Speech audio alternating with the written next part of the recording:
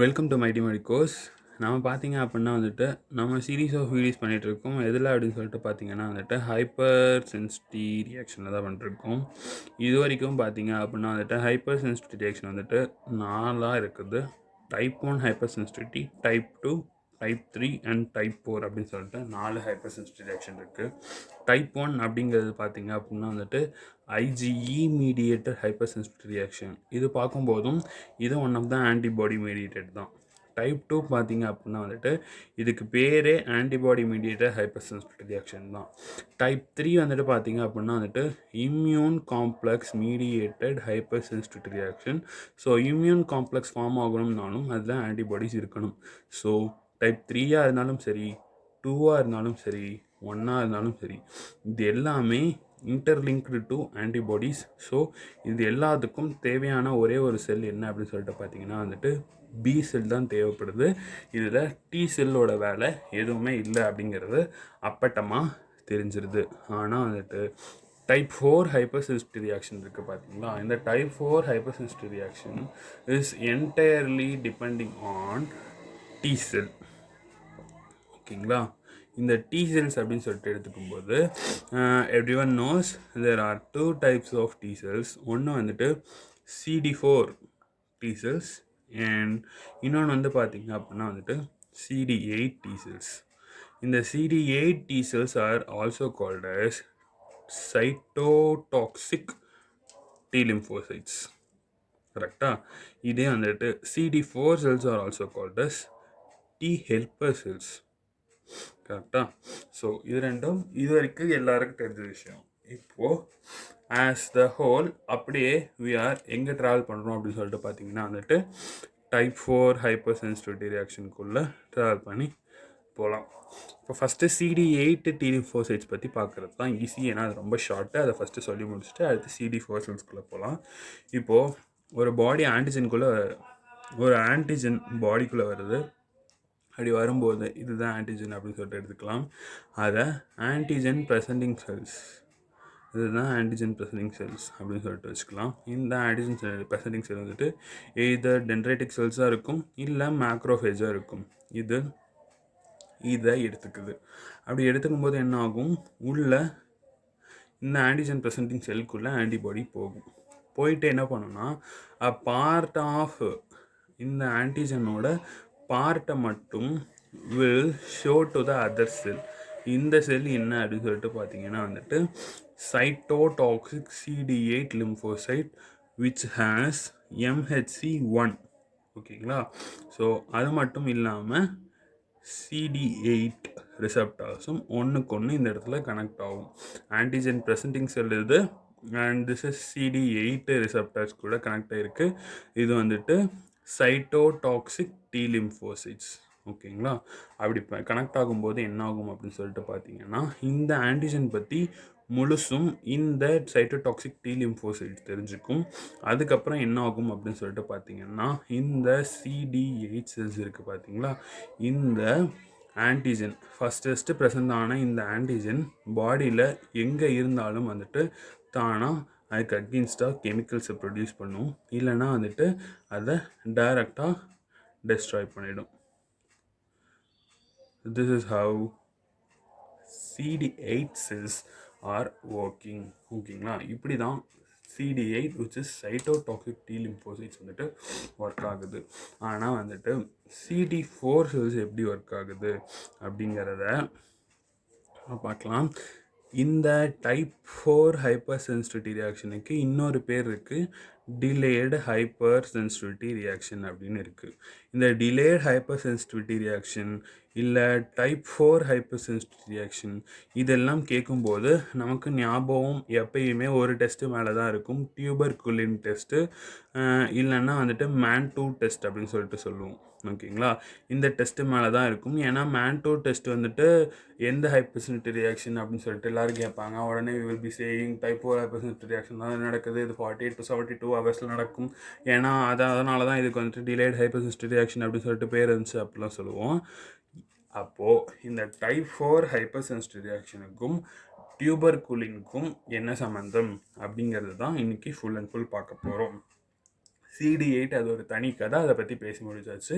How type 4 is relative to tuberculin test அப்படிங்கிறதான் பார்க்க போகிறோம். இது வந்துட்டு ஸ்கின்னில் நம்ம வந்துட்டு இன்ட்ராடெர்மலாக இன்ஜெக்ட் பண்ணுறோம். என்ன இன்ஜெக்ட் பண்ணுறோம்னா PPD, பியூரிஃபைடு ப்ரோட்டீன் டெரிவேட்டிவான டியூபர்குலினை வந்துட்டு இன்ஜெக்ட் பண்ணுறோம். இது வரைக்கும் நம்ம பாடி பார்த்ததே கிடையாது. டிபி பாக்டீரியாவை பார்த்ததே கிடையாது. மைக்கோபாக்டீரியம் டியூபர்குலோசிஸை பார்த்ததே கிடையாது. It is new to our body அப்படின்னு சொல்லிட்டு வச்சுக்கலாம். ஃபஸ்ட்டு சினாரியோவை அப்படி வச்சுக்கலாம்.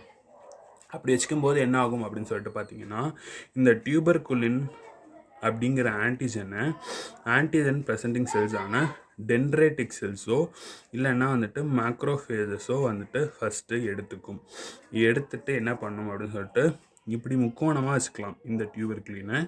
ஓகேவா, இப்படி எடுத்தோடனே என்ன ஆகும் அப்படின்னு சொல்லிட்டு பார்த்தீங்கன்னா, அதுக்குள்ளே எடுத்துகிட்டு போய் ப்ராசஸ் பண்ணும். இந்த முக்கோணத்தை இந்த ஆன்டிஜன் ப்ரெசன்டிங் செல்ஸு உள்ளே எடுத்துகிட்டு போய் ப்ராசஸ் பண்ணும். ஸோ இந்த ப்ளூ கலரில் இருக்குது இந்த ரவுண்டு தான் வந்துட்டு ஆன்டிஜன் ப்ரெசன்டிங் செல்.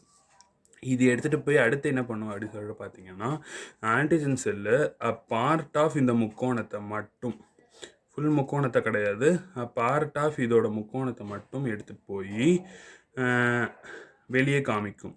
எதுக்கிட்ட காமிக்கும் அப்படின்னு சொல்லிட்டு பார்த்தீங்கன்னா, வயலட் கலரில் இருக்க நம்மளோட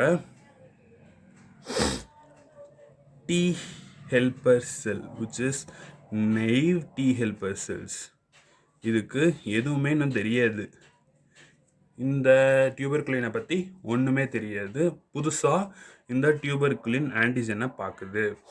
அது மட்டும் இல்லாமல் அலாங் வித் CD4 ரெசப்டார் மூலியமாகவும், அது மட்டும் இல்லாமல் CD8 கோரெசப்டர்ஸ், CD28 8 கிடையாது, CD28 அண்ட் CD4 கோரெசப்டார் மூலியமாகவும், இந்த மெயின் ரெசப்டார் பேர் என்ன அப்படின்னு சொல்லிட்டு பார்த்தீங்கன்னா MHC2 காம்ப்ளெக்ஸ் மூலியமாகவும் பார்ட் ஆஃப் டியூபர்குலின் ஆன்டிஜனை நம்மளோட CD4 T ஹெல்பர் செல் பார்த்துருச்சு. Naive T helper cell பார்த்துருச்சு.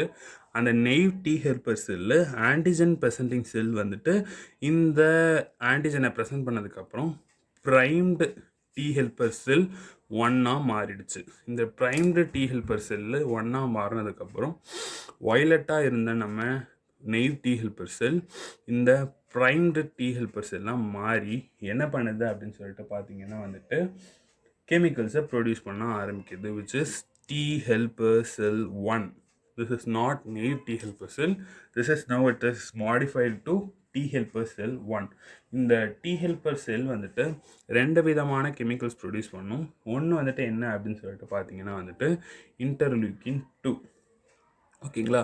இன்னொன்று என்ன அப்படின்னு சொல்லிட்டு பார்த்தீங்கன்னா வந்துட்டு இன்டர்ஃபெரான் காமா. இந்த இன்டர்ஃபெரான் காமாவோட ஒர்க் என்ன அப்படின்னு சொல்லிட்டு பார்த்தீங்கன்னா வந்துட்டு பாகோசைட்ஸை ரெக்ரூட் பண்ணுறது தான் இந்த இன்டர்ஃபெரான் காமாவோட வேலை. இந்த பாகோசைட்ஸ் என்ன ப்ரொடியூஸ் பண்ணும் அப்படின்னு சொல்லிட்டு பார்த்தீங்கன்னா வந்துட்டு tumour necrosis factor, interleukin 1 and interleukin 2 produce பண்ணும். இந்த interleukin 1 and 2 along with tumour necrosis factor plus இந்த T ஹெல்பர் செல் ப்ரொடியூஸ் பண்ண இன்டர்லூக்கின் 2, இதோட வேலைகள் என்னென்னா மோர் T செல்ஸை ரெக்ரூட் பண்ணும். இந்த மோர் T செல்ஸை ரெக்ரூட் பண்ணி என்ன காஸ் பண்ணும் அப்படின்னு சொல்லிட்டு பார்த்தீங்கன்னா இந்த இடம்ல இந்த இடத்துக்கு வரலாம். என்ன பண்ணும் அப்படின்னு சொல்லிட்டு பார்த்தீங்கன்னா வந்துட்டு எண்டோத்தீலியம் இருக்குது பார்த்தீங்களா, பிளட் வெசலில் இருக்க எண்டோத்தீலியமில் இன்ஃப்ளமேட்டரி சேஞ்சஸ் காஸ் பண்ணி எந்த இடத்துல ஸ்கின்னில் எந்த இடத்துல இந்த டியூபர்குலின் இன்ஜெக்ட் பண்ணுமோ அந்த இடத்துல எடிமா, ரெட்னஸ் காஸ் பண்ணும். இந்த T ஹெல்பர் செல்ஸ் வர்றது, இந்த ஃபேகோசைட்ஸ் வர்றது, மோர் T செல்ஸ் வர்றது, இது எல்லாமே எந்த இடத்துல டியூபர்குலின் இன்ஜெக்ட் பண்ணமோ அந்த இடத்துக்கு தான் ரெக்குரேட் ஆகும். ஓகேங்களா. அந்த இடத்துல தான் இந்த எல்லா சேஞ்சஸும் நடக்கும். அங்கே இன்ஃப்ளமேட்டரி சேஞ்சஸ் வந்துட்டு எடிமாவும் ரெட்னஸும் வந்து அந்த இடத்துல நமக்கு என்ன ஃபார்ம் ஆகும், டியூபர்குலின் டெஸ்ட்டில் படித்த இன்டியூரேஷன் ஃபார்ம் ஆகும். இன்டியூரேஷன் ஃபார்ம் ஆகிறப்போ நம்ம சொன்ன ஃபர்ஸ்ட் டைமாக இந்த டியூபர்குலின் இந்த டிபி பாக்டீரியா நம்ம பாடியில் இல்லைங்கிற பட்சத்தில் ஃபர்ஸ்ட் டைமாக வரும்போது லெஸ் தேன் 5 சென்டிமீட்டருக்கு இன்டியூரேஷன் ஃபார்ம் ஆகும். ஓகேங்களா. This is how redness, edema, induration are happened in tuberculin test or MAN2 test. இதே நம்ம பாடி செகண்ட் சினாரியோ எடுத்துக்கலாம். செகண்ட் சினாரியோவில் என்ன அப்படின்னு சொல்லிட்டு பார்த்தீங்கன்னா, ஏற்கனவே டிபி நம்ம பாடியில் இன்ஃபெக்ட் ஆகிருக்கு அப்படின்னு சொல்லிட்டு வச்சுக்கிட்டா, இந்த நெய்வ் டி ஹெல்பர் செல்ஸ் இருக்குது பார்த்தீங்களா, இந்த நெய்வ் டி ஹெல்பர் செல்லில் இருந்து ப்ரைம்டு டி ஹெல்பர் செல்லு வரணும் அப்படிங்கிற அவசியமே கிடையாது. ஏன்னா நெய்வ் டி ஹெல்பர் செல்ஸ் வந்துட்டு இந்த டிபி பாக்டீரியாவான இந்த ஆன்டிஜன் வந்துட்டு புதுசு. அதுக்கப்புறம் தான் இந்த ப்ரைமரி டி ஹெல்பர் செல் உருவாகணும். ஆனால் ஏற்கனவே நம்ம பாடி டிபியால் இன்ஃபெக்ட் ஆகிருக்கும்போது இந்த நெய்வ் டி ஹெல்பர் செல்லு போய் இந்த டியூபர்குலின் இன்ஜெக்ஷன் மூலியமாக நம்ம கொடுத்த ஆன்டிஜனும் ஏற்கனவே நம்ம பாடியில் இருக்க டிபி பாக்டீரியாவும் ஒன்று தான் அப்படிங்கிறது இந்த இடத்துல நம்ம பாடி ரியலைஸ் பண்ணிடும். அப்படி ரியலைஸ் பண்ணும்போது ப்ரொடியூஸ் ஆகிற இதனால் ஏற்படுற இன்ஃப்ளமேட்டரி ரியாக்ஷன் கொஞ்சமாக இல்லாமல் அட் த ஹைட் அதிகமாக நடக்குது. அதனால தான் வந்துட்டு ஏற்கனவே நம்ம பாடியில் டிபி இன்ஃபெக்ட் ஆயிருந்துச்சுன்னா இன்டுரேஷன் லெஸ் தேன் 5 சென்டிமீட்டர் இல்லாமல் மோர் தேன் 10 சென்டிமீட்டர் நடக்குது. ஓகேங்களா. புதுசாக ஒரு டிபி பாக்டீரியாவை போகும்போது புதுசாக ஒரு இன்ஃப்ளமேட்டரி ப்ராசஸ், புதுசாக ஒரு இம்யூன் சிஸ்டம் ஒர்க் ஆகுது. அதனால் வர புது ரெட்னஸ், புது எடிமா, புது இன்டியூரேஷன் கம்மியான அளவில் ஏற்படுது, லெஸ் அமௌண்ட்டில் ஏற்படுது. ஆனால் ஏற்கனவே டிபி பாக்டீரியா இருக்கும்போது நம்ம நெய்வ் டி செல்ஸ்னால ப்ரைம் ஆகலை இந்த டி ஹெல்பர் செல்ஸ். ஏற்கனவே டிபி பாக்டீரியா உள்ளே வரும்போதே டி செல்ஸ் ஆக்ட் ஆகிருக்கும். அதனால் அதோட மெமரி ஏற்கனவே நிறையா இருக்கும். அதனால் இந்த டியூபர்குலின் நம்ம இன்ஜெக்ட் பண்ணும்போது body at the height of இம்யூனிட்டியில் ஆக்ட் பண்ணி அதிகமான இன்டியூரேஷனை ப்ரொடியூஸ் பண்ணுது. This is how tuberculin test or MAN2 test is work அப்படிங்கிறத தெரிஞ்சுக்கோங்க. இந்த மொத்த ப்ராசஸும் நடக்கிறதுக்கு 48 to 72 hours தேவைப்படும். அதனால தான் this is called as delayed hypersensitive reaction and this is and type 4 hypersensitive reaction. So இந்த டைப் 4 ஹைப்பர்சென்சிட்டிவ் ரியாக்ஷன் முடிக்கிறது மூலயமா நம்ம சேனலில் டைப் 1, 2, 3, 4 என்ன 4 ஹைப்பர்சென்சிட்டிவ் ரியாக்ஷனுமே கம்ப்ளீட் பண்ணிட்டோம். ஸோ இது வரைக்கும் இதுக்கு முன்னாடி ஹைப்பர்சென்சிட்டிவ் ரியாக்ஷன் பார்க்காதவங்க அதை போய் தெரிஞ்சுக்கோங்க. MAN2 டெஸ்ட்டை பற்றி பேசிக் தெரியாதவங்க இந்த வீடியோ மூலம் தெரிஞ்சிருப்பீங்க அப்படின்னு சொல்லிட்டு நம்புகிறேன். அண்ட் இதில் இந்த வீடியோவில் உங்களுக்கு ஏதாவது டவுட் இருந்துச்சுன்னா கீழே கமெண்ட் பாக்ஸில் கமெண்ட் பண்ணுங்கள். அண்ட் இந்த வீடியோ பிடிச்சிருந்துச்சுன்னா ஷேர் பண்ணுங்கள், லைக் பண்ணுங்கள், சப்ஸ்கிரைப் பண்ணுங்கள். தேங்க்யூ.